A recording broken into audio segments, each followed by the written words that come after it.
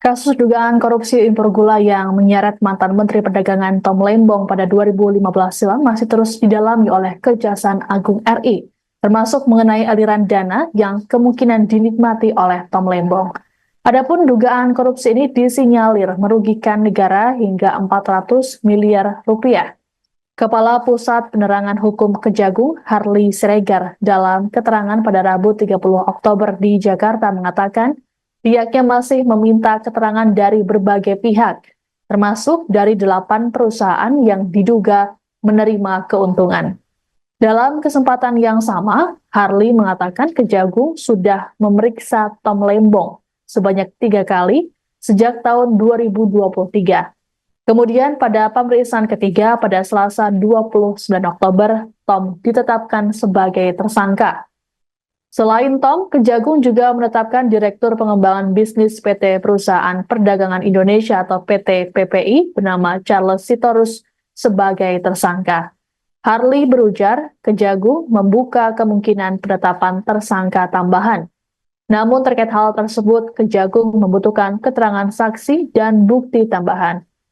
Harley menegaskan tidak ada pemeriksaan terhadap menteri lain dalam kasus dugaan impor gula ini.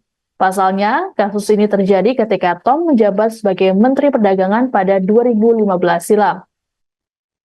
Kejagung juga memastikan tidak ada unsur politis dalam penetapan tersangka terhadap Tom Lembong dan murni penegakan hukum. Sebelumnya, mantan juru bicara Anies Baswedan, Ges Khalifah, melalui unggahan akun X pada Rabu 30 Oktober mengatakan, Tom tak mungkin berani melawan Joko Widodo. Ges juga mempertanyakan kasus yang menjerat mantan co-captain Timnas Amin ini. Sementara itu, mantan Gubernur DKI Jakarta, Anies Baswedan mengaku terkejut dengan penetapan tersangka terhadap Tom.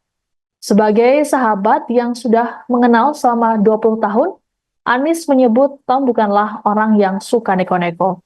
Meski begitu, Anies tetap menghormati proses hukum yang berjalan dan meyakini aparat penegak hukum dan peradilan bisa menjalankan proses secara adil dan transparan. Di dalam itu kan disampaikan bahwa kerugian mencapai 400 miliar. Nah, ini soal aliran dananya, apakah sudah ada Pak untuk ke Pak Lembong sendiri? Nah, terkait dengan kerugian keuangan negara yang sudah disampaikan bahwa ini kan akan terus dihitung pastinya seperti apa, dan mengenai aliran dana itu akan didalami juga ya, apakah karena kalau kita lihat kan tersangka sebagai regulator ya bersama dengan dari PPI dan perusahaan-perusahaan itu. Nah, apakah ada misalnya di situ unsur aliran dana, tentu nanti akan terus dilakukan. Jadi nah, hingga saat ini belum. Jadi bukti-bukti yang sudah diperoleh itu akan didalami, itu akan diintensifikan, dan misalnya kalau ada penambahan keterangan yang dibutuhkan penyidik akan melakukan.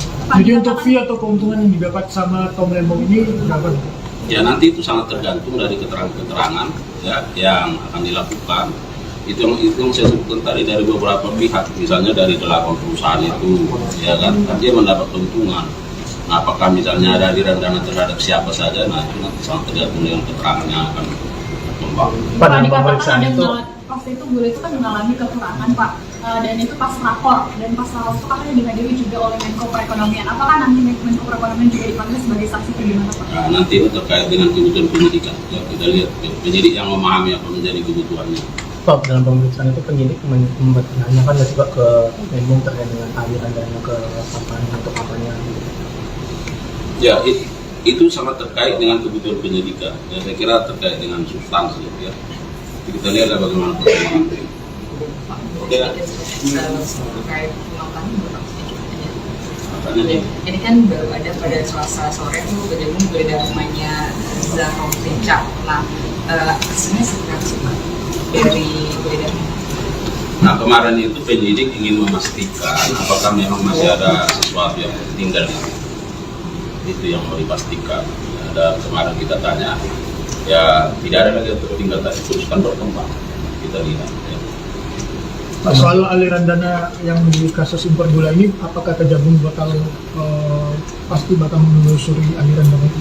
Itu yang saya sebut tadi, bahwa pemeriksaan ini kan belum berhenti, kan sangat terkait dengan bagaimana keterangan dari perusahaan-perusahaan ini, ya kan? Nah itu nanti kita lihat. Tapi sejauh ini keterangan dari pihak perusahaan dari beberapa perusahaan. Nah itu juga bagian dari substansi penyidikan.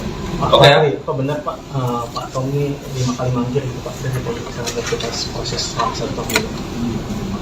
Belum ada informasi soal itu. Tapi yang pasti bahwa yang bersangkutan sudah 3 kali ini ya.